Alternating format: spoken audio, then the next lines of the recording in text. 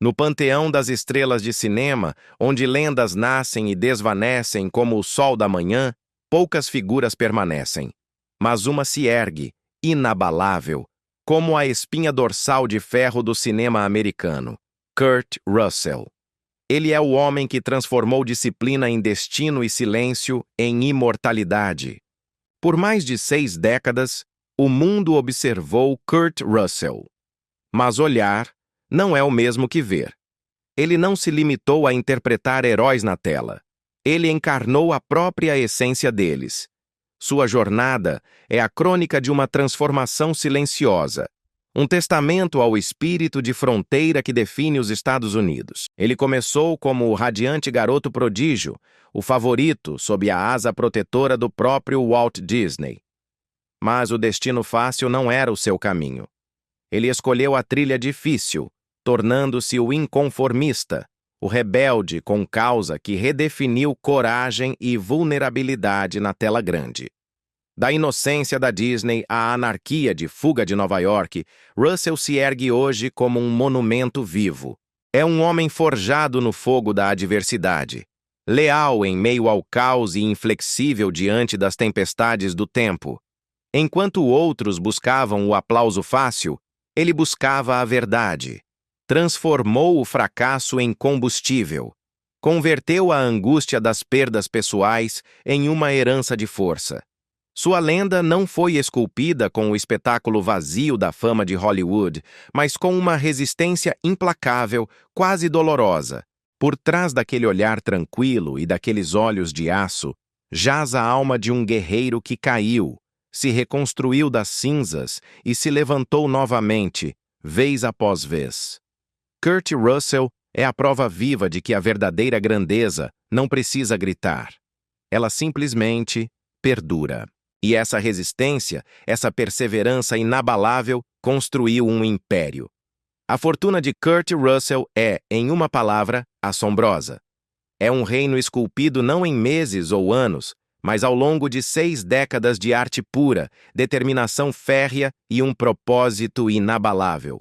Com um legado que abrange mais de 70 filmes, muitos dos quais são clássicos cult, o patrimônio líquido pessoal de Russell é estimado entre 100 e 120 milhões de dólares, um número monumental por si só.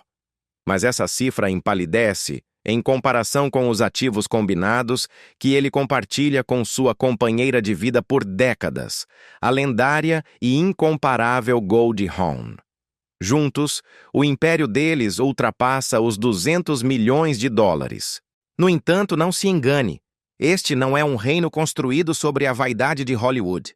É um reino construído sobre visão e terra. Esqueça as mansões frias e estéreis de mármore de Beverly Hills. Os tesouros de Russell cheiram a pinho e a lar. Desde o Rogers Mountain Ranch, no Colorado, um santuário de paz onde uma cabana de madeira de quase 10 mil pés quadrados, 930 metros quadrados, se eleva como uma catedral de madeira e pedra contra as sussurrantes montanhas rochosas. Até seu refúgio em Pacific Palisades, Califórnia, um lar com vista para a luz infinita do Oceano Pacífico. Cada propriedade, cada hectare de terra, irradia a majestade silenciosa da paz conquistada com esforço. Elas cheiram a cedro, ao eco das risadas de uma família unida, ao brilho quente do lar. Estas são suas verdadeiras coroas. Em seus domínios não há tronos de mármore nem portões dourados. Existem apenas santuários de amor, esculpidos por mãos que souberam construir tudo do nada.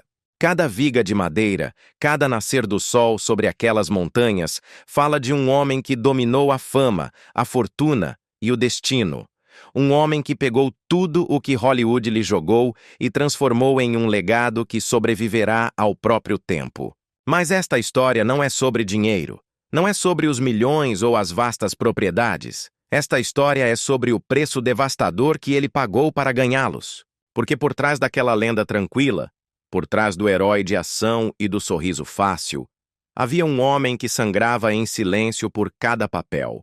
Um homem que, metaforicamente, caminhou descalço sobre os cacos de vidro da vida, tanto na tela quanto na dolorosa quietude de sua privacidade. Cada sucesso que ele celebrou veio embrulhado no áspero papel de lixa do sacrifício. Cada triunfo que alcançou estava obscurecido pelo peso invisível de seu custo. O mundo ouvia o rugido dos aplausos e os elogios da crítica. Mas por trás daquele estrondo existiam noites de solidão absoluta e dolorosa.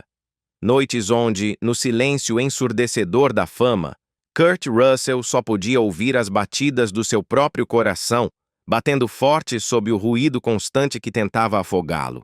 E agora, enquanto o tempo inevitavelmente desacelera e o mundo olha para trás para tudo o que este homem construiu, os filmes inesquecíveis, a família inabalável, esse império silencioso de amor, não se pode evitar sentir um nó na garganta. Uma dor surda pelas batalhas que ele travou tão silenciosamente, longe das câmeras, longe dos nossos olhos. Se Kurt Russell alguma vez te fez acreditar na força, se ele te fez acreditar na lealdade incondicional, se ele te fez acreditar no amor que perdura através de absolutamente cada tempestade, é porque ele viveu cada uma dessas verdades. É porque ele pegou cada ferida, cada cicatriz e a transformou em uma maravilha. Ele converteu cada silêncio doloroso no legado que hoje admiramos. Mas onde começa essa força? De onde emerge essa capacidade sobre-humana de suportar o peso do mundo sem se quebrar? A resposta é, francamente, de partir o coração. Começa com a forma cruel com que o destino pode roubar uma infância em nome da grandeza.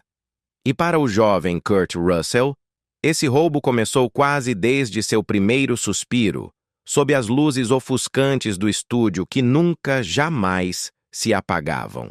Ele veio ao mundo em 17 de março de 1951, em Springfield, Massachusetts. Era o único filho homem entre 3 irmãs enérgicas, Jill, Jody e Jaime. Seu pai, Bing Russell, era um homem forjado na disciplina de ferro e possuidor de um charme discreto. Bing era um rosto familiar nos filmes de faroeste e um ex-jogador de beisebol profissional. Ele acreditava firmemente em um código. Nada que valesse a pena nesta vida era obtido facilmente.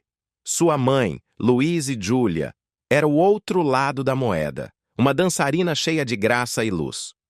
Juntos, criaram seus filhos não no luxo estático, mas em constante movimento. A vida de Kurt não foi de brincadeiras no parque, foi de ensaios, audições intermináveis, viagens de carro apertadas e a espera nos frios sets de filmagem. Não foi a pobreza extrema que pôs a família Russell à prova. Foi a incerteza. Foi a agonia da quase fama. A fama estava sempre perto o suficiente para ser tocada com a ponta dos dedos, mas nunca perto o suficiente para poder descansar, para poder respirar. A lição de ferro, conquiste. Essa incerteza constante acabou por desalojá-los. Quando Kurt tinha apenas 6 anos, a família colocou tudo o que possuía em um carro velho e dirigiu para o oeste, em direção à miragem da Califórnia, perseguindo um sonho que nunca esperava por ninguém. Eles se estabeleceram em Thousand Oaks. E foi lá que o menino que amava beisebol, o menino que só queria correr pelo campo, aprendeu sua primeira e mais dura lição de vida. Ele tinha que trabalhar antes de poder entender por que estava trabalhando. Ele era um menino quieto, intensamente observador. Havia herdado a disciplina de aço do pai e o equilíbrio sereno da mãe. Enquanto outras crianças da sua idade ralavam os joelhos brincando na terra sob o sol da Califórnia, Kurt estava em ambientes fechados, memorizando falas sob as lâmpadas quentes e sufocantes do estúdio. Seu pai, Bing, não lhe ensinou a brincar. Ensinou-lhe o código do profissional. Ensinou-o a apertar a mão com firmeza, a olhar nos olhos, a chegar sempre cedo e, acima de tudo, a nunca, sob nenhuma circunstância, reclamar. Meu pai me ensinou disciplina, Kurt recordaria anos mais tarde, com uma mistura de respeito e melancolia. Mas ele nunca me deu conforto, nunca me deu um abraço fácil. Se eu quisesse algo, qualquer coisa, eu tinha que conquistar. Essas lições, forjadas na ausência de consolo, se converteram na espinha dorsal de sua vida. mas também se converteram no custo invisível e permanente de sua infância perdida. O trabalho se tornou sua identidade antes que ele tivesse a chance de escolher uma. Em 1962, com apenas 11 anos, Kurt Russell já era um ator profissional em tempo integral. Ele aparecia em programas como Arman Higgins e As Viagens de Jaime McFeeters, muitas vezes atuando lado a lado com seu pai severo. Foi então que o olhar infalível de Walt Disney o descobriu.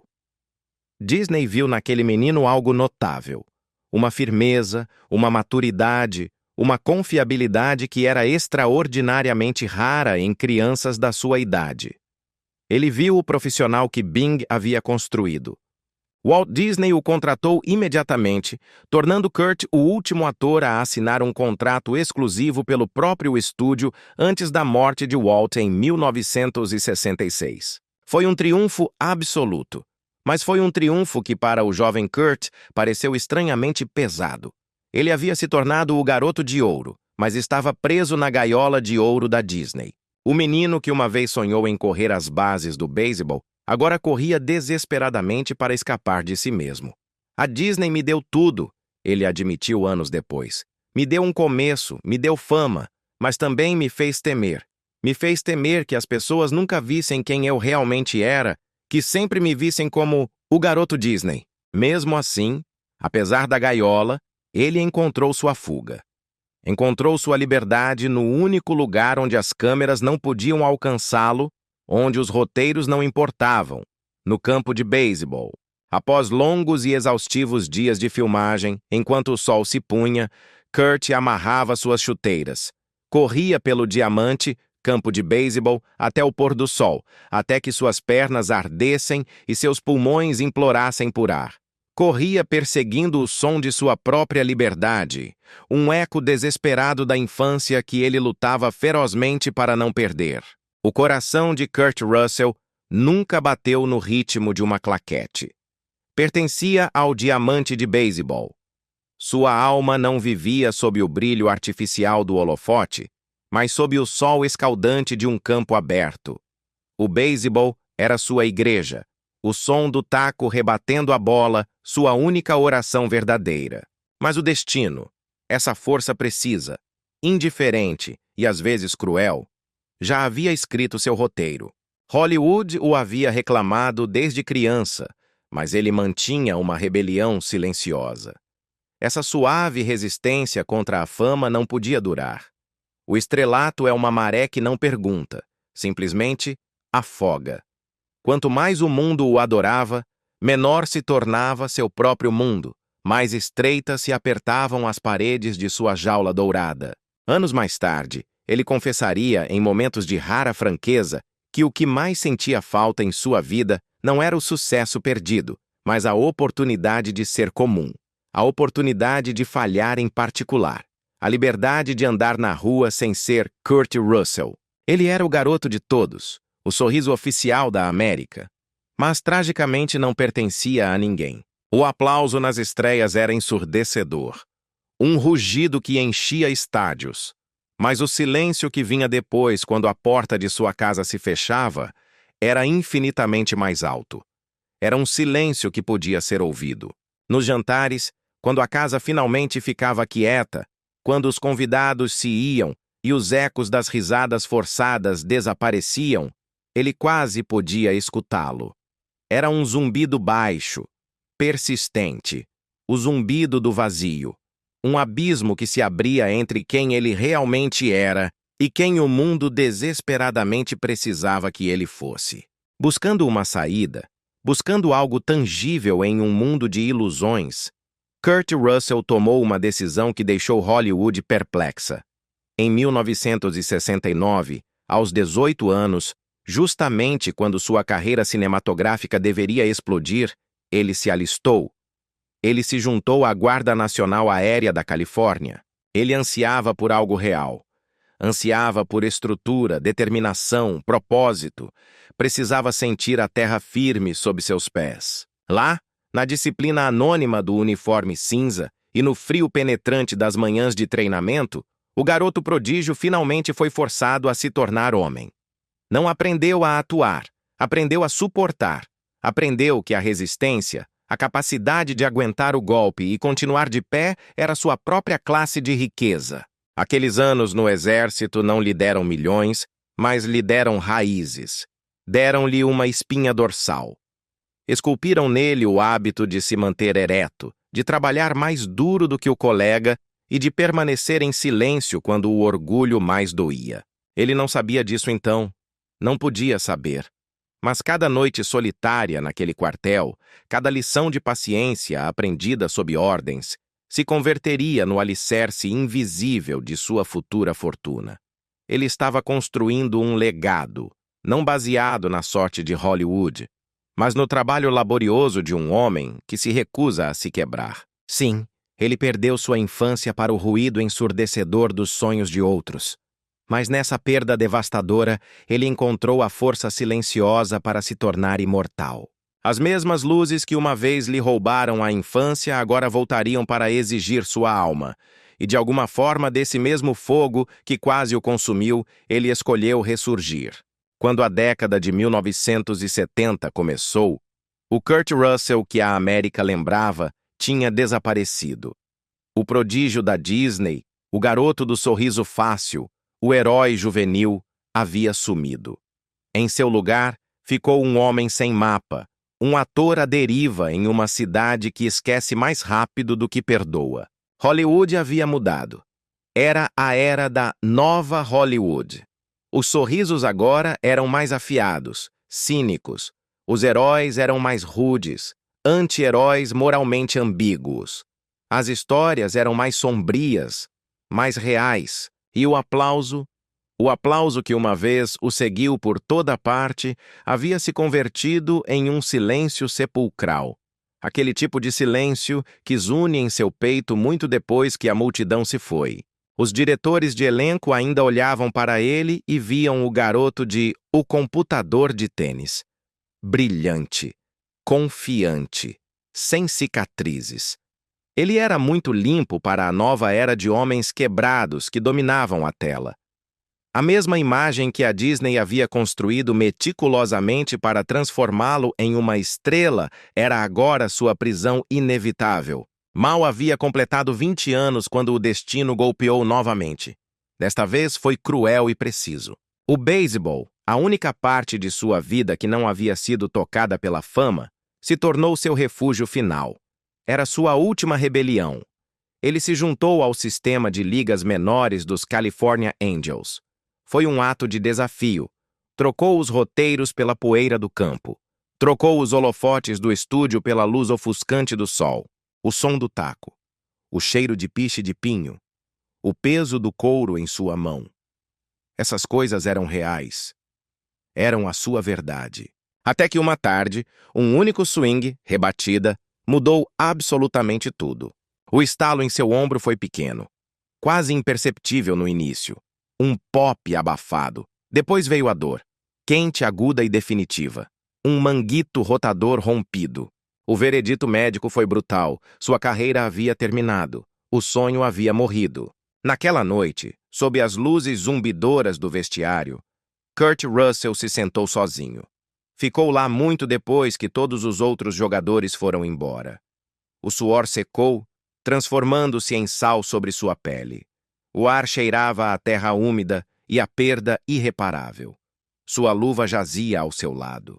Não era mais uma peça de equipamento. Era uma relíquia. O túmulo de uma vida que ele acabara de enterrar. Não foi a pobreza que o quebrou. Ele nunca foi pobre. Foi algo pior. Foi o roubo silencioso e impiedoso do propósito. Haviam tirado dele a única coisa que era verdadeiramente sua. Ele poderia ter desaparecido ali.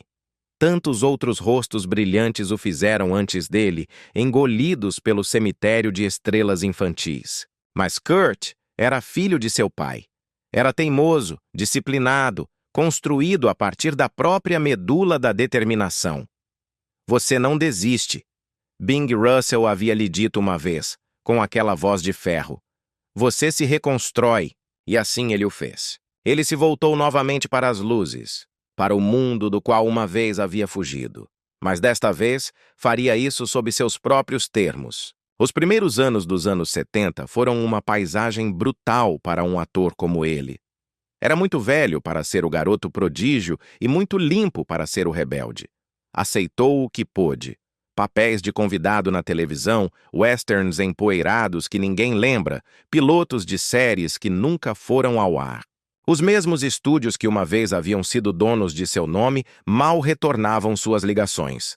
Ele não estava morrendo de fome, mas estava se apagando. E em Hollywood, se apagar é uma morte mais lenta e muito mais cruel do que a morte real. Houve noites em que o silêncio em seu pequeno apartamento era tão profundo que parecia vivo. Ele se sentava ali, com alguns troféus antigos e roteiros empilhados como fantasmas ao seu redor, ouvindo o zumbido da geladeira. Às vezes, sentia que era a única coisa em sua vida que ainda estava funcionando. Eu não estava com raiva quando o beisebol acabou, ele admitiu anos depois. Simplesmente estava perdido, e quando você está perdido, você só tem duas opções: senta e morre, ou começa a caminhar. Kurt Russell começou a caminhar. Caminhou de volta para o único mundo que alguma vez o havia posto à prova de verdade.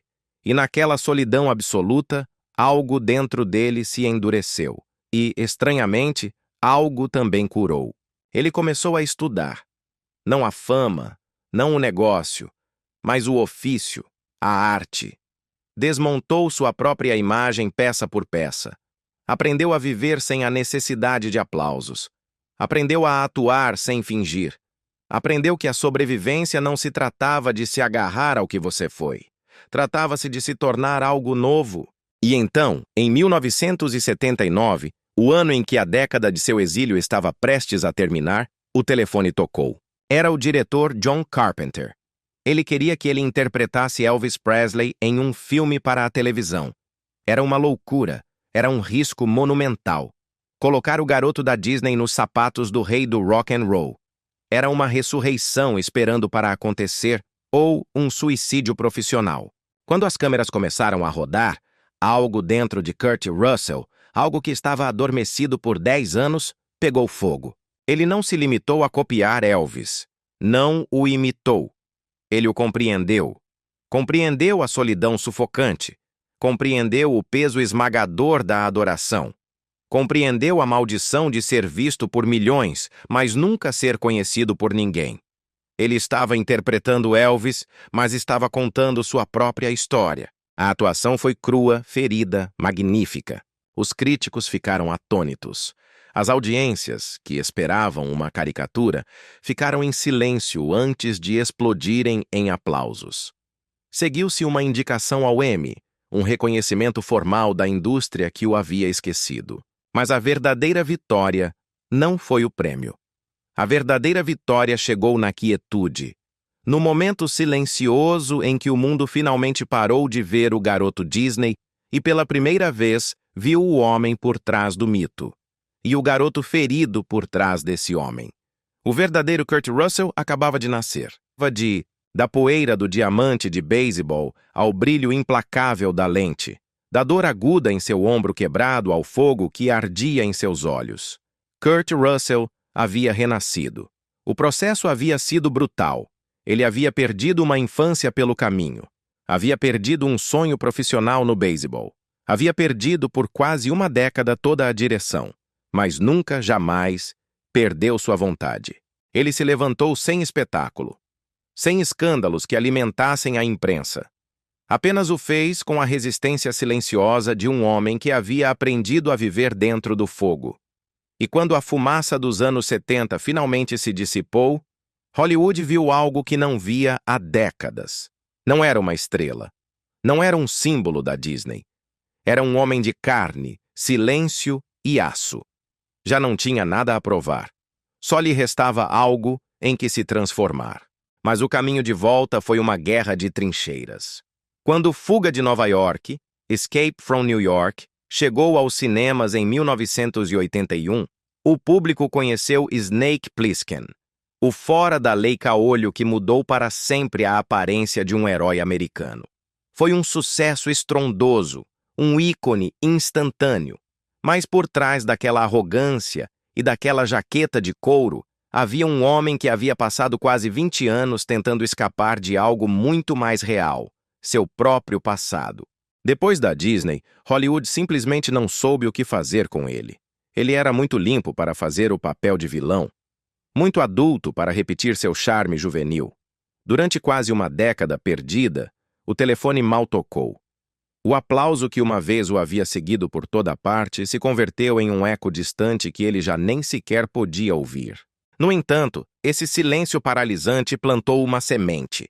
Foi a compreensão lenta e dolorosa de que, se não podia vender a velha imagem que lhe haviam imposto, teria que construir uma nova do zero, tijolo por tijolo.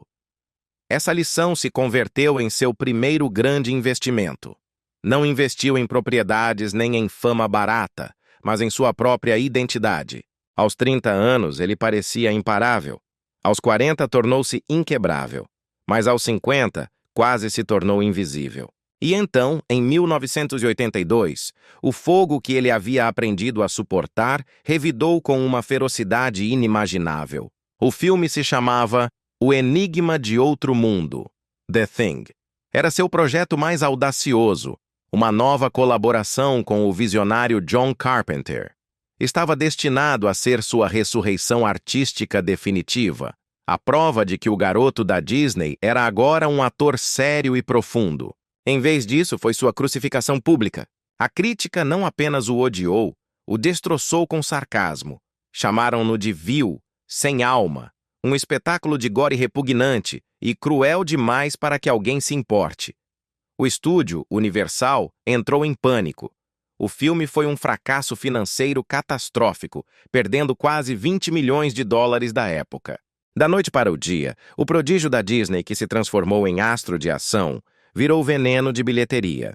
Naquela noite, após a estreia, o cinema esvaziou muito rapidamente. As luzes se acenderam bruscamente, iluminando as poltronas vazias. Mas Kurt Russell permaneceu sentado na escuridão, muito depois que o último executivo foi embora. O ar cheirava a pipoca queimada e a poeira fria. Ele ficou ali, um homem observando como seu próprio nome desaparecia da tela mais rápido do que o público havia abandonado seus assentos. Ele sumiu por um tempo, mas não foi para se aposentar na derrota, foi para se reconstruir de novo. O ruído para, ele diria mais tarde em uma rara entrevista.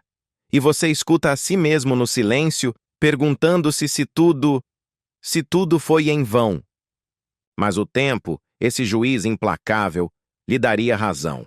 Tiveram que passar anos, anos de silêncio e dúvidas. Mas O Enigma de Outro Mundo e Aventureiros do Bairro Proibido, Big Trouble in Little China, ambos fracassos em sua época, começaram a encontrar uma segunda vida. Tornaram-se impérios de culto no mercado de vídeo e, mais tarde, no streaming. Esses fracassos começaram a lhe gerar royalties silenciosos, cheques que continuam chegando décadas depois. Kurt Russell havia aprendido a lição mais valiosa de Hollywood. Em cada fracasso, jazia a semente de uma fortuna futura. Em cada rejeição, uma recompensa residual. Quando os outros pararam de acreditar nele, ele simplesmente trabalhou. Trabalhou até que não tivessem outra escolha a não ser lembrar seu nome. A década de 90 se tornou seu campo de provas. Foi sua segunda idade de ouro, conquistada com muito esforço. Cortina de Fogo, Backdraft, Tombstone, A Justiça Está Chegando, Tombstone, Stargate, Decisão Executiva, Executive Decision. 4 sucessos estrondosos em 5 anos. Cada filme era mais pesado, mais cru, mais humano. O preço foi seu próprio corpo. Trabalhava jornadas de 15 horas, 6 dias por semana. Às vezes, reescrevia cenas sozinho ao amanhecer, quando os diretores abandonavam o set por disputas. Seu ombro, quebrado para sempre pelo beisebol, gritava de dor a cada cena de ação, a cada golpe, a cada salto. Durante as caóticas filmagens de Tombstone, ele dormiu em um trailer por semanas, comendo em silêncio, mantendo o elenco e a produção unidos, sem jamais pedir crédito por isso. Cada fotograma daquele filme parece natural, sem esforço. Um membro da equipe disse anos depois. Nada daquilo foi sem esforço. Russell venceu. Não o fez com barulho, nem com escândalos, nem com prêmios. Venceu com garra. Venceu com disciplina. Venceu com resistência. Venceu simplesmente sobrevivendo e superando aqueles que só perseguiam a glória momentânea. E, no entanto, mesmo no auge absoluto de seu sucesso, no topo de seu poder de bilheteria, nenhuma estatueta dourada jamais bateu à sua porta. Nenhum Oscar, nenhum Globo de Ouro, nem um único aplauso estrondoso da indústria para marcar os quilômetros de cacos de vidro que ele havia caminhado. Hollywood coroou homens mais barulhentos, premiou nomes mais chamativos, rostos feitos para o momento. Mas o artesão, o homem que construiu sua lenda em silêncio, foi deixado fora do pódio. Ele observou enquanto seus colegas ascendiam, ganhavam seus prêmios e depois desapareciam. Enquanto isso, ele permanecia, firme, quieto, sem prêmios. Era uma dor estranha. Ser respeitado por todos, mas nunca ser venerado. Dar absolutamente tudo e, ainda assim, permanecer sempre nas sombras do holofote principal. Mas Kurt Russell suportou essa injustiça sem um pingo de amargura. O reconhecimento desaparece, disse ele uma vez. O trabalho não. E essa se tornou a sua verdade. Essa foi a medalha invisível pregada em seu peito. A medalha da resistência. Em seu auge, ele ganhava entre 10 e 15 milhões de dólares por filme, mas não os ganhava pelo espetáculo. Ganhava-os por sua resistência. Sua fortuna não foi um golpe de sorte. Foi um salário conquistado através da pura exaustão. Em uma entrevista de 1998, ele admitiu em voz baixa: "Eu trabalhei tanto por tanto tempo que me esqueci de como soava a minha própria voz." No início da década de 2000, esse silêncio voltou. Ele havia se tornado muito clássico para a nova Hollywood. Muito sólido, muito real, para a era das capas e das acrobacias digitais. Os cheques de pagamento reduziram drasticamente, de 15 milhões para 3. Os roteiros se tornaram mais lentos. A fama envelhecia mais rápido do que ele. Mas ele nunca perseguiu o que havia se ido. "Você não pode medir o sucesso pelo aplauso", disse. "Você mede por quanto de si mesmo resta quando tudo acaba." E ainda assim ele continuou construindo. Lentamente, em silêncio, tijolo por tijolo. E o mundo voltou para ele. Os 8 Odiados, The Hateful Eight. Guardiões da Galáxia Volume 2. Guardians of the Galaxy Volume 2. As Crônicas de Natal, The Christmas Chronicles. Cada nova era o encontrou reinventado, vivo. É a prova de que o poder de permanência é o tipo de fama mais raro e valioso de todos. Hoje, seu legado é inquestionável. Mais de 70 filmes, quase 90 milhões de dólares em ganhos pessoais ao longo de sua vida, e um patrimônio líquido combinado de mais de 200 milhões de dólares com sua eterna companheira, Goldie Hawn. Seu império se ergue firme, mas não está construído em mármore frio. É um império construído com significado. O verdadeiro império de Kurt Russell não se encontra na tela.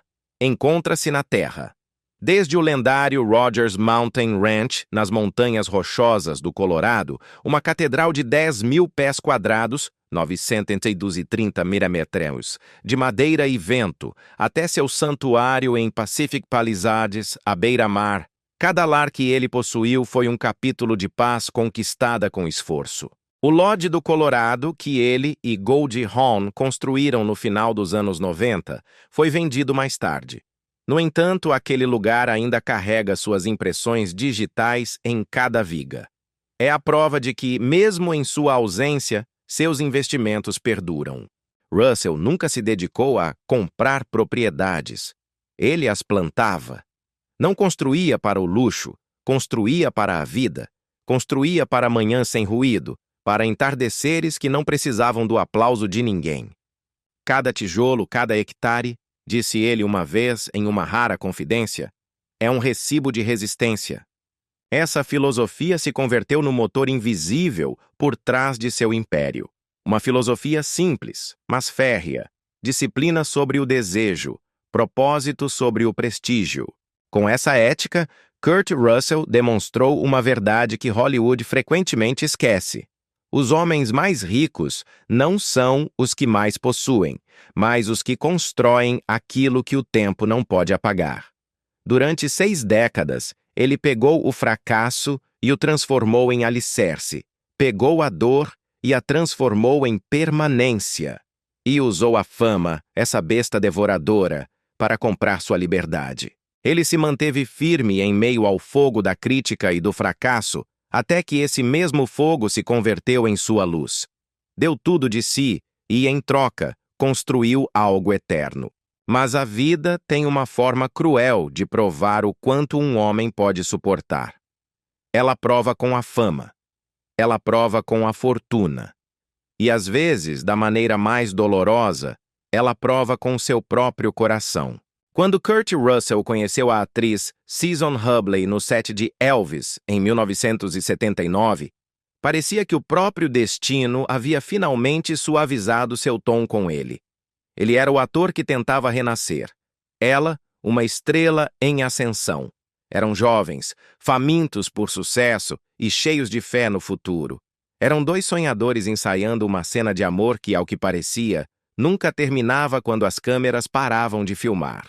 Quando a filmagem de Elvis terminou, seus corações já falavam uma língua que não precisava de diálogo. Eles se casaram pouco depois. Em 1980, o mundo pareceu parar quando seu filho, Boston Oliver Grant Russell, nasceu. Por um breve e glorioso momento, o mundo era pequeno e amável. As manhãs eram cheias de café, do riso de um bebê e de roteiros espalhados ao lado de mamadeiras e brinquedos. Eles falavam em envelhecer juntos na mesma casa, longe do ruído ensurdecedor de Hollywood. Era um amor construído não sobre o brilho dos tapetes vermelhos, mas sobre a simplicidade. Era o tipo de amor que ambos esperavam que sobrevivesse ao foco da atenção. Para seus amigos, pareciam a prova viva de que 2 atores trabalhadores podiam construir um milagre silencioso em uma cidade escandalosa. Mas o sucesso é um convidado impaciente. No início da década de 1980, a carreira de Kurt começou a disparar para a estratosfera, enquanto os papéis para Susan, tragicamente, diminuíam. O delicado equilíbrio entre ambição e afeto começou a se inclinar, silenciosa e irreversivelmente. Os telefonemas se tornaram breves. Os jantares, mais curtos.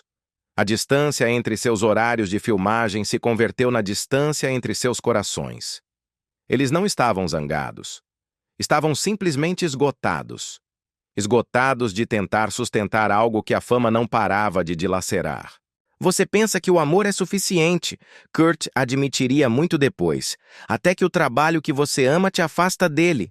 Houve noites em que se sentavam na mesma sala, falando em sussurros que nunca encontravam uma resposta. O que começou como um amor profundo se converteu em resistência. E a resistência, finalmente, se converteu em silêncio. Em 1983, depois de apenas 4 anos de casamento, os papéis do divórcio foram assinados em uma tarde tranquila. Não houve gritos, não houve pratos quebrados, apenas 2 almas cansadas soltando as mãos. Susan ficou com a casa onde Boston havia aprendido a engatinhar. Kurt garantiu que ela tivesse as economias, a estabilidade e a paz necessária para começar de novo. Ele assinou os papéis sem advogados, dizendo que a calma valia mais do que qualquer propriedade. Ele podia consertar uma cena quebrada mais facilmente do que uma promessa quebrada, lembrou um amigo. Aquele divórcio silencioso teve um custo devastador para ele. Depois, Kurt dirigiu de volta para um apartamento menor, um lugar onde o som de seus próprios passos ecoava com demasiada clareza nos quartos vazios. Todo fim de semana, ele cruzava Los Angeles com brinquedos no banco de trás e a culpa sentada no banco do carona. Ele levava o riso e os jogos até a porta de seu filho e depois dirigia de volta para casa com o silêncio como único passageiro. Ele descobriu uma ironia brutal. Podia comprar serenidade nas colinas de Malibu, Podia comprar ranchos no Colorado, mas não podia comprar o eco da voz de uma criança em uma casa vazia. A fama continuava a brilhar, brilhante e impiedosa. Mas agora, essa luz só servia para iluminar o que ele havia perdido. Tinha dinheiro, tinha filmes, tinha reconhecimento. No entanto, nada disso preenchia o espaço onde antes havia estado sua família. Não éramos inimigos, disse Season Hubley anos depois, resumindo a tragédia. Simplesmente deixamos de ser o lar um do outro. Essas palavras ficariam com ele por anos, mas Kurt Russell não se endureceu. A dor não o transformou em pedra. Em vez disso, ele aprendeu. Aprendeu a paciência, aprendeu a gentileza, aprendeu a arte de estar presente, mesmo quando dói. Continuou sendo um pai devoto, moldando sua caótica agenda de estrela de cinema ao redor do mundo de Boston. Jogos de beisebol, histórias para dormir, pequenos rituais que curavam as rachaduras que a fama nunca poderia tocar. Olhando para trás, ele disse suavemente: "Você não perde o amor. Você simplesmente aprende onde ele pertence. E em algum lugar, para além daquele coração partido, o destino já estava à espera, esperando pacientemente em outro set de cinema, sob luzes mais tranquilas. Ali, uma mulher chamada Goldie Hawn estava prestes a lembrá-lo de que, às vezes, o coração tem que se quebrar completamente antes de aprender a amar de novo. A vida, em toda a sua crueldade e sua graça, às vezes une dois corações partidos, não para começar do zero, mas para aprender a reconstruir juntos. E essa graça tinha um nome: Goldie Hawn. Antes que o destino os reunisse em 1983, Goldie já havia caminhado através de suas próprias tempestades. 2 vezes casada, 2 vezes ferida no coração, ela havia aprendido da maneira mais difícil que o riso podia esconder a solidão e que a fama podia converter a ternura em ruído. Era uma das garotas douradas de Hollywood, radiante na tela, mas inquieta na vida. Criava seus 2 filhos, Kate e Oliver, com uma independência feroz e um voto silencioso. O amor nunca mais lhe custaria sua paz. O palco estava montado, mas não para uma comédia romântica. Era 1983, o set de filmagem de Garota de Programa, Swing Shift. Quando Kurt Russell e Goldie Hawn se encontraram novamente, anos após um breve primeiro encontro, o ar entre eles estava estranhamente quieto. O destino parecia ter estado à espera desta cena. Ele, desajeitado, buscando quebrar o gelo, brincou: "Você tem um ótimo corpo." Goldie soltou uma gargalhada. Não foi uma risada coquete. Foi o tipo de risada que derruba muros. Não foi um relâmpago. Não foi amor à primeira vista. Foi algo mais profundo. Foi reconhecimento. Eram 2 pessoas que já haviam perdido tudo o que brilhava em Hollywood. E, de repente, no meio dos cabos e das câmeras, viram algo simples, inquebrável e, acima de tudo, real. Naquela noite, eles dançaram até o amanhecer no Club Playboy. E pela primeira vez em anos, nenhum dos 2 se sentiu sozinho. O amor deles não começou com votos ou promessas sob a lua. Começou com ação. Começou com café em xícaras que não combinavam, com o caos das caronas para levar as crianças à escola, com a poeira da construção e o cheiro de tinta fresca, com risadas que se derramavam por cômodos ainda inacabados. Kurt se mudou para a casa que Goldie estava reformando em Pacific Palisades. E ali, entre o cheiro da madeira nova e a luz do sol da manhã, eles construíram a paz. Ele nunca tentou substituir o pai dos filhos dela, Oliver e Kate. Simplesmente se tornou algo mais raro: o homem que aparecia. O homem que consertava portas, fazia o café da manhã e, o mais importante, ficava. "Ele foi quem me ensinou como é o amor de verdade", diria Kate Hudson anos mais tarde, com uma devoção que comoveu o mundo. Quando o filho deles, Wyatt, nasceu em 1986, o lar que antes havia ecoado com dúvidas se encheu de risadas de bebê e o cheiro de panquecas nos domingos. Eram uma família costurada não pela lei, mas pela escolha.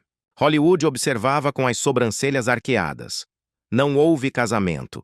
Não houve contrato. Não houve nenhuma atuação para as câmeras. Esperavam o colapso inevitável. Um pedaço de papel não fará com que fiquemos, disse Gold a um jornalista desafiadora. O amor fará. Durante as 4 décadas seguintes, eles se dedicaram a provar que ela estava certa. Ele treinava o time de beisebol da Liga Infantil. Ela ensinava meditação ao amanhecer. Ele trouxe disciplina. Ela trouxe luz. Juntos, construíram algo infinitamente mais raro do que a fama, a estabilidade.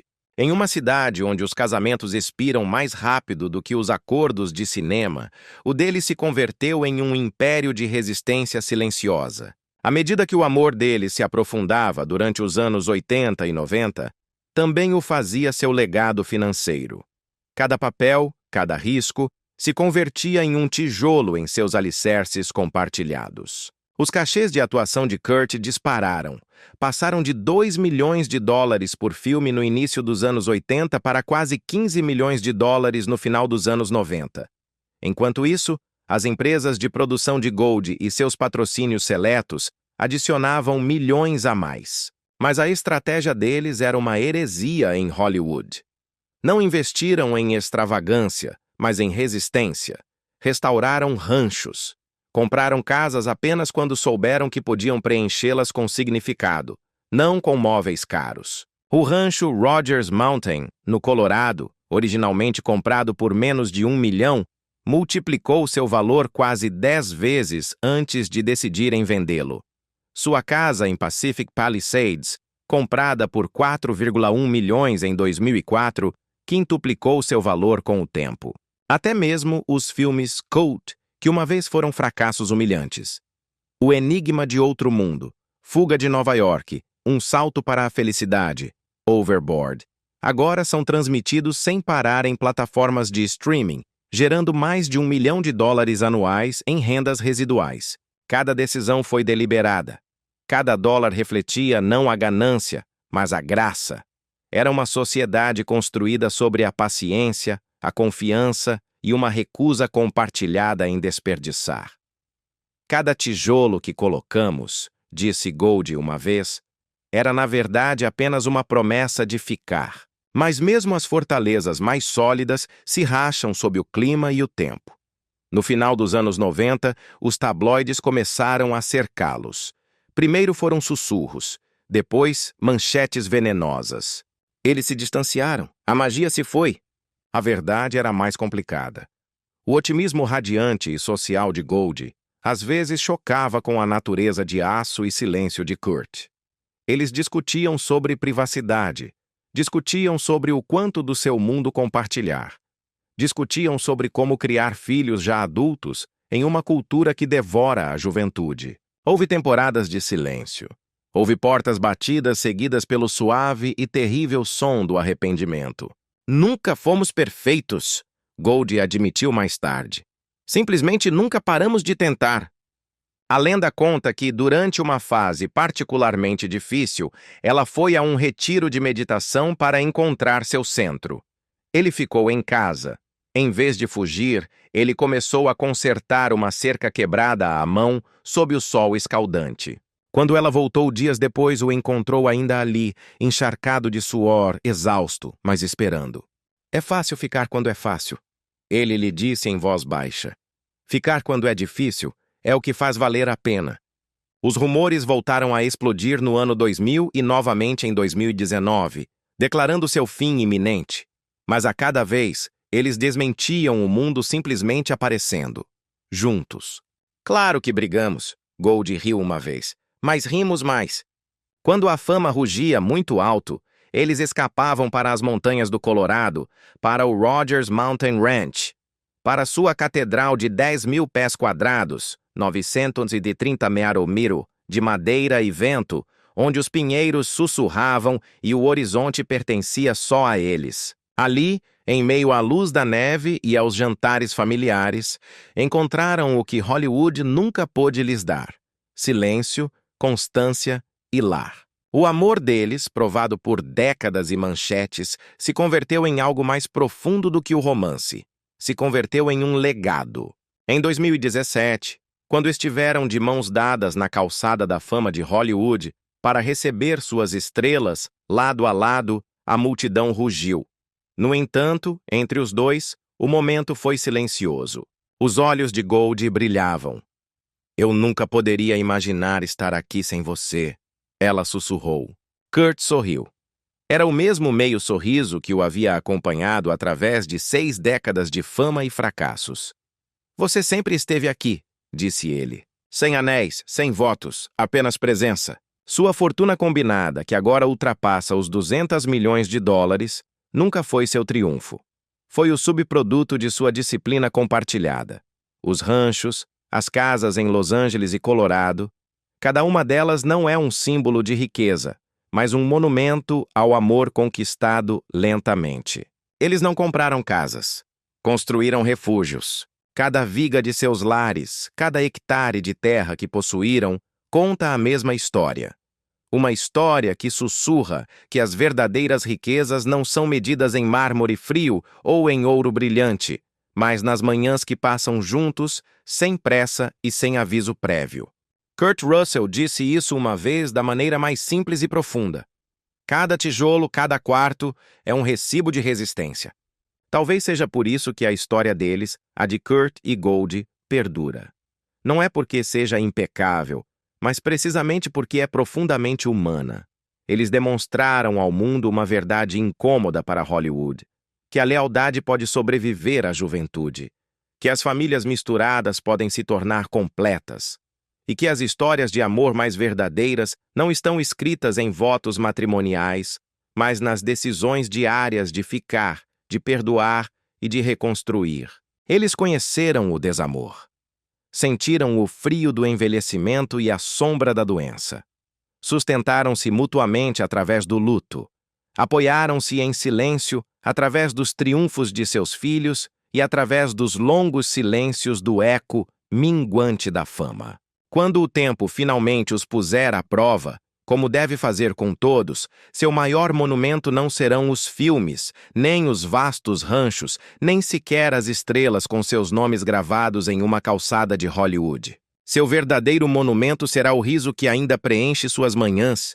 Em um mundo obcecado com a novidade e o descartável, Kurt Russell e Goldie Hawn continuam sendo um testamento vivo daquele tipo de riqueza mais antiga, a amabilidade, a disciplina e a coragem de continuar construindo muito depois que os aplausos se desvaneceram. Mas o tempo cumpre sua promessa mais antiga e cruel. Tudo o que amamos um dia nos tirará. E não há riqueza, nem fama, nem poder nesta terra que possa comprar de volta o que se foi. A ligação chegou em voz baixa em uma tarde de 2003. Kurt Russell estava no Colorado. As montanhas estavam pintadas de ouro pelo pôr do sol. Foi então que ele soube que seu pai, Bing Russell, havia partido. Para o mundo, Bing era um rosto familiar. O querido xerife assistente em Bonanza, o homem que construiu um time de beisebol de ligas menores a partir de sonhos e pura determinação. Mas para Kurt, ele era algo infinitamente maior. Era a bússola de sua vida. Era o homem que lhe ensinou que o verdadeiro sucesso não era o aplauso, mas a resistência. Bing havia travado sua batalha final contra o câncer, esse tipo de doença que rouba lentamente, deixando apenas silêncio em seu rastro. Kurt não chorou em público, ele nunca o faz. Em vez disso, ele dirigiu sozinho até o rancho. Entrou nos estábulos e ficou ali em pé por horas. O cheiro de feno e de pinho se misturava com a memória de seu pai. Ele me ensinou a cair e a como me levantar de novo, diria Kurt suavemente, anos depois. Quando ele se foi, senti como se o chão tivesse ido junto. Nos meses que se seguiram, o mundo viu menos dele. Não houve estreias. Não houve entrevistas. Apenas o trabalho silencioso e metódico do luto. Ele se dedicou a consertar cercas. Reparou celas. Reconstruiu uma cabana que seu pai havia ajudado a erguer uma vez. Era sua maneira de se manter perto. Era sua forma de continuar construindo, assim como Bing havia construído. Goldie disse que algumas noites o encontrava sentado na varanda, olhando a escuridão, sussurrando histórias de velhos jogos de beisebol e sets de cinema para o ar da noite. A perda não o estilhaçou, ela o moldou. Meu pai me deu a planta, disse ele uma vez. Depois disso, meu trabalho era continuar construindo. Cada papel que interpretou, cada lar que construiu, cada dólar que ganhou depois daquele ano, carregava o eco da voz de Bing Russell, paciente, firme e orgulhosa. 15 anos depois, outro capítulo se fechou em silêncio. Sua mãe, Louise, faleceu após um século de graça. Ela tinha sido bailarina a vida toda. Seus passos eram leves mesmo na velhice. Sua risada era o ritmo que marcava sua família. Desta vez não houve choque. Não houve uma ligação telefônica que partisse o ar. Apenas um lento desvanecer, como uma melodia que termina em uma nota longa e bonita. Ela não se foi, disse Kurt. Simplesmente se foi dançando. A morte de sua mãe não o feriu. O fez humilde. Lembrou-lhe que mesmo as vidas mais longas não terminam em tragédia, mas em paz. Para um homem que havia visto tanto caos na tela, essa serenidade se converteu em um presente. Ele começou a passar mais tempo em casa, cozinhando, lendo, agarrando-se aos pequenos momentos como se cada um fosse uma lembrança preciosa contra a passagem do tempo. Mas a perda, como a vida ensina, raramente chega sozinha. Com os anos, os rostos ao seu redor começaram a desaparecer. Não apenas na morte, mas também na distância. Diretores que ele uma vez chamou de irmãos sumiram na aposentadoria.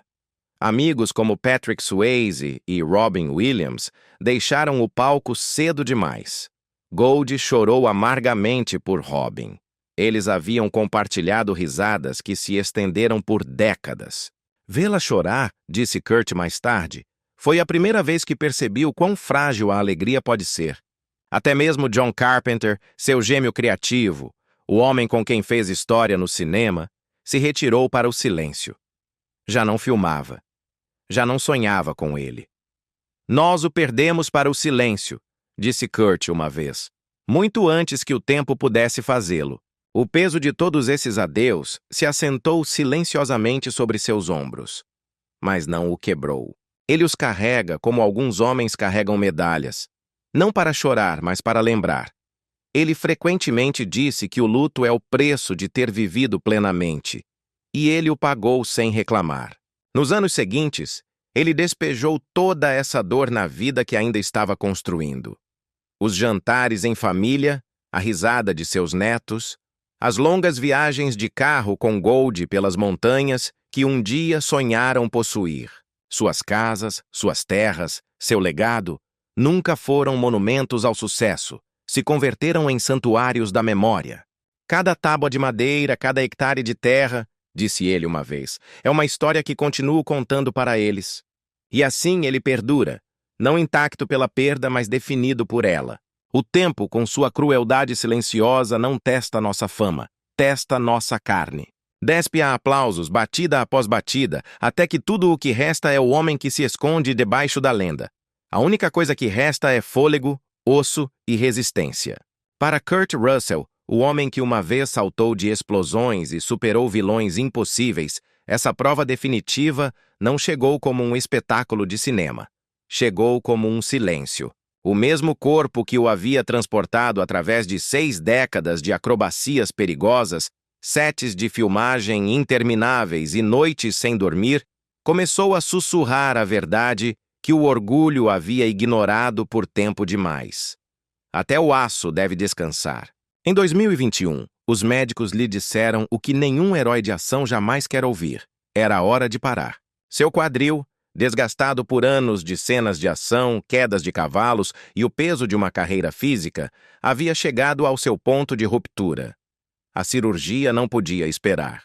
Naquela manhã, sob o brilho estéril das luzes do hospital, Kurt Russell parecia menos com o pistoleiro de Tombstone e mais com um homem que retorna de uma longa guerra.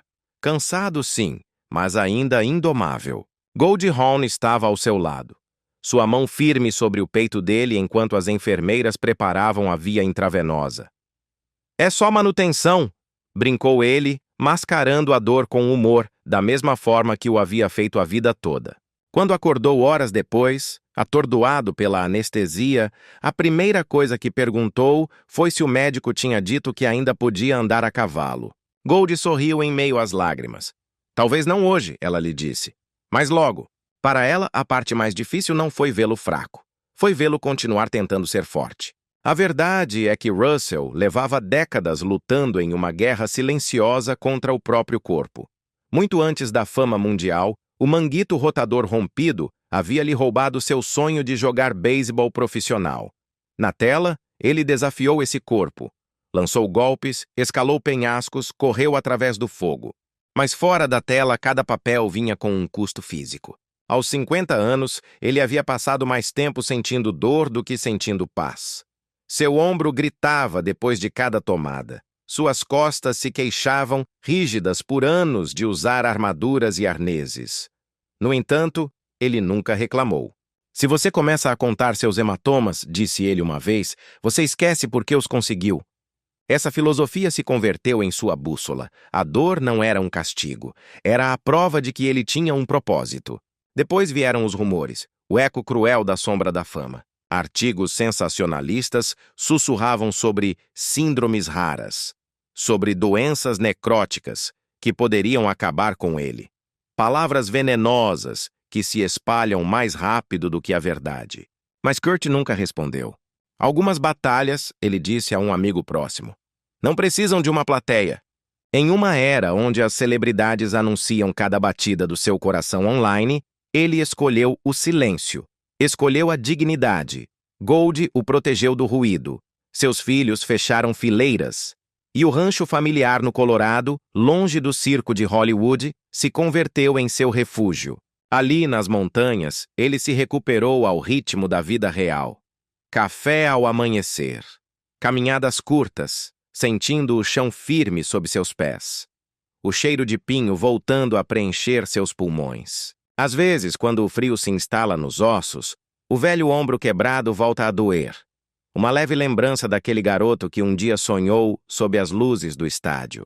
E, no entanto, enquanto o tempo inevitavelmente afinava sua figura e prateava seu cabelo, algo dentro dele se tornava mais forte. Ele começou a falar menos de filmes e mais de manhãs.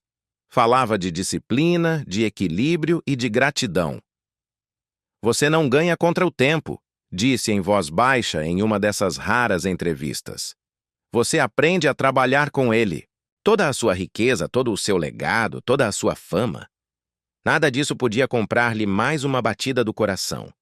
E ele sabia disso. Então ele começou a tratar cada dia como um dividendo de sua resistência, investindo no único império que realmente importava agora: a paz. Hoje, aos 74 anos, Kurt Russell ainda se move com aquela mesma calma firme. Um pouco mais devagar, talvez, mas não menos seguro. Anda a cavalo quando pode. Medita quando não pode. E agradece às montanhas por continuarem de pé quando seus próprios joelhos fraquejam. Gold chama isso de graça disfarçada de coragem. Para ele, é simplesmente viver. O homem que uma vez construiu casas de madeira e pedra, agora constrói algo mais silencioso. Um lar dentro de si mesmo. Porque no final, o tempo leva tudo, exceto o significado. E Kurt Russell, depois de todas as acrobacias, todos os roteiros e todas as cicatrizes, conquistou o seu. Você não pode comprar mais anos, mas pode ganhar mais vida nos anos que tem. Quando os anos se tornam lentos e o corpo começa a sussurrar, ele já não pede força. Apenas pede paz. Há uma espécie de graça em desacelerar, disse Kurt uma vez. Em deixar o mundo passar enquanto você fica quieto o tempo suficiente para senti-lo respirar de novo. Talvez, ele refletiu, o truque não seja lutar contra o tempo, é caminhar ao lado dele. E em algum lugar dentro dessa verdade, jaz o tipo de coragem mais gentil. A coragem de continuar acordando, de continuar aparecendo, mesmo quando ninguém está olhando. Na quietude das montanhas rochosas, onde o vento tarareia entre os pinheiros e a memória, ele se senta com Gold enquanto o sol se eleva atrás dos picos. Não há discursos, não há lições, apenas duas almas que continuam aqui. a prova de que as vidas mais silenciosas costumam ser as que ressoam por mais tempo. Agora, aos 74 anos, Kurt Russell não é um homem que persegue a luz. É um homem que aprendeu a viver maravilhosamente em seu brilho. As décadas despojaram todo o ruído, deixando para trás algo mais puro. Paz, propósito e a tranquila satisfação de uma vida plenamente conquistada. O inconformista de Hollywood, o rebelde que uma vez desafiou o sistema, agora passa suas manhãs não em um set, mas sob o sol claro do Colorado. Com uma xícara de café preto na mão, seu cabelo prateado brilhando como a geada contra as montanhas rochosas, Kurt Russell contempla o amanhecer. Pela primeira vez em uma vida inteira de movimento, ele não tem nada a provar e, no entanto, tem tudo para recordar. Financeiramente, seu império se ergue tão silenciosamente formidável quanto o próprio homem. Um patrimônio líquido pessoal estimado entre 100 e 120 milhões de dólares. Uma fortuna combinada com sua companheira de vida, Goldie Hawn, que ultrapassa a impressionante cifra de 200 milhões de dólares. No entanto, é aqui que a história de Russell se desvia do roteiro de Hollywood. Ao contrário dos palácios frios e extensos de outras lendas, sua riqueza respira calor em vez de vaidade. Eles não construíram um monumento ao ego, construíram um refúgio contra o ruído. Seu antigo Rogers Mountain Ranch, no Colorado, continua sendo a joia da coroa de sua história compartilhada. Uma vasta propriedade de 1.050 acres, mais de 420 hectares, aninhada entre pinheiros sussurrantes. Construído no final da década de 1990, o lodge de madeira de 10.000 pés quadrados, 930 metros quadrados, erguia-se como uma catedral de madeira e vidro contra o horizonte do Planalto.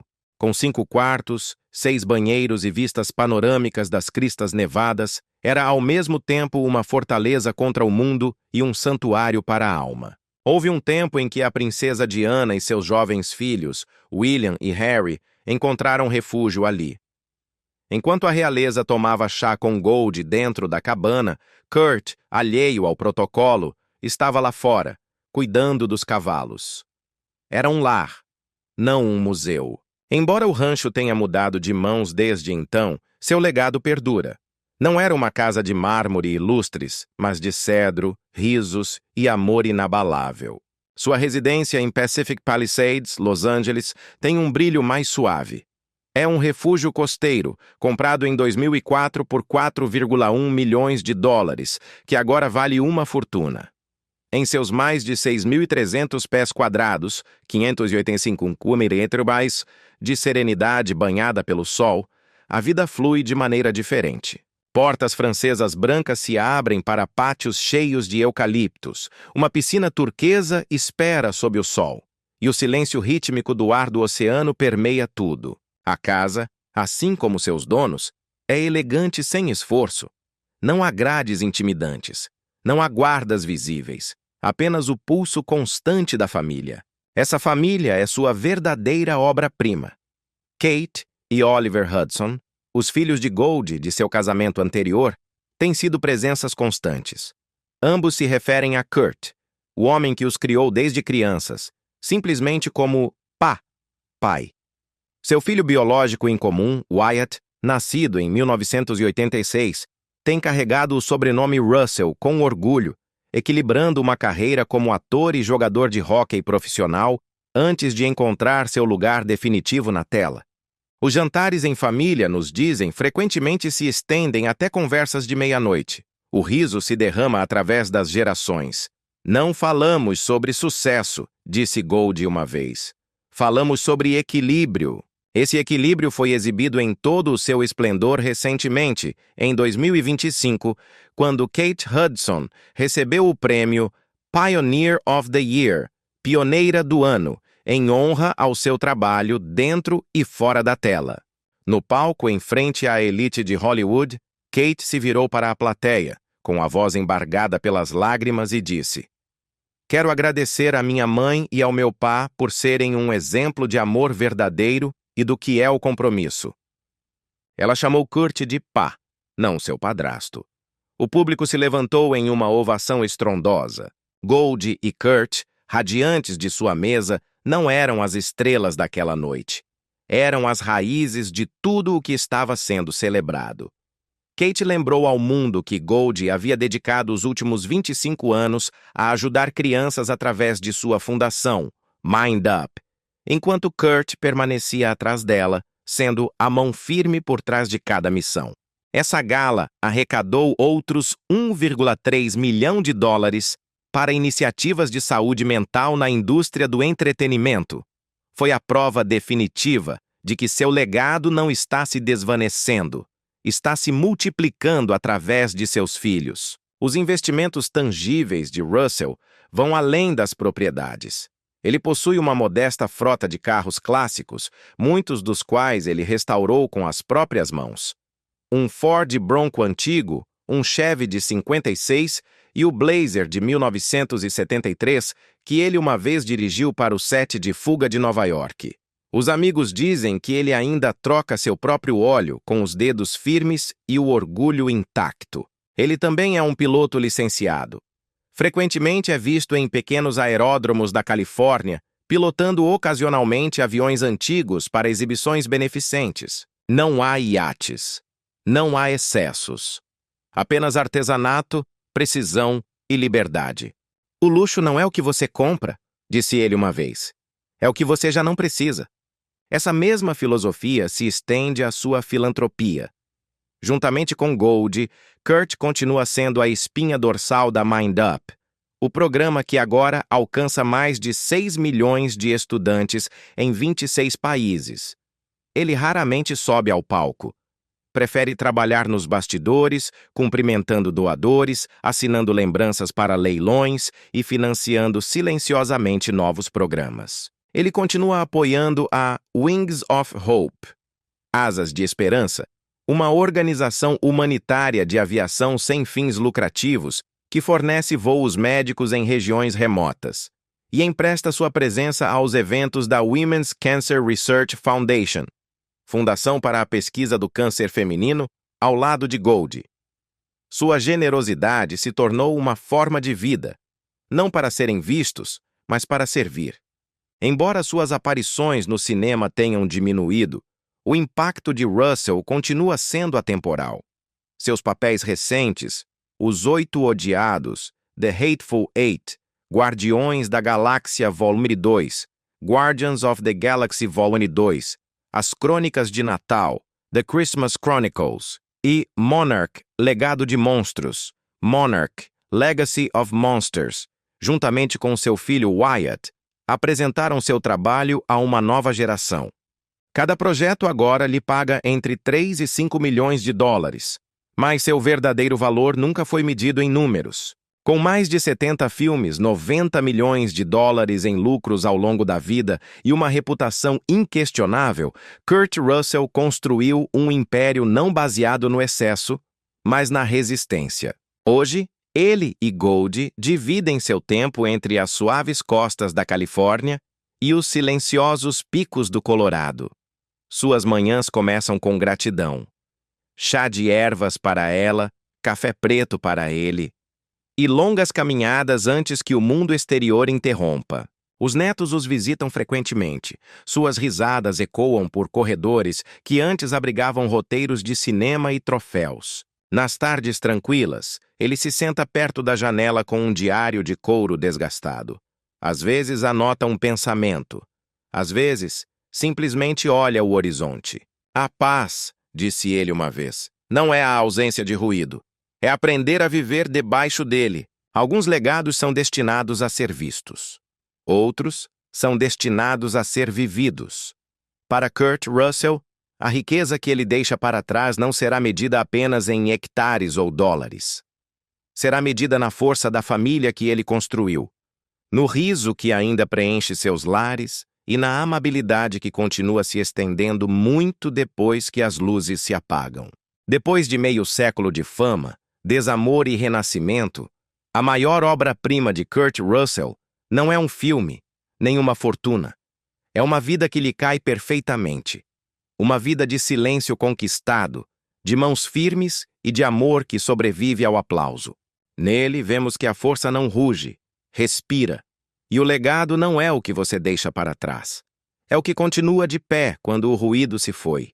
Se esta história o tocou, se alguma vez você encontrou valor em lugares silenciosos ou fé naqueles que ficaram, deixe um curtir, um coração ou uma palavra abaixo, porque cada história como esta merece ser lembrada. E cada ato de resistência merece seu eco. E a todos que estão assistindo a isso, que seus dias sejam cheios de saúde, seus lares de riso e suas vidas daquele tipo de riqueza que nunca desaparece. A riqueza da paz, do propósito e do amor. E do amor. E do amor. E do amor. E do amor. E do amor. E do amor. E do amor.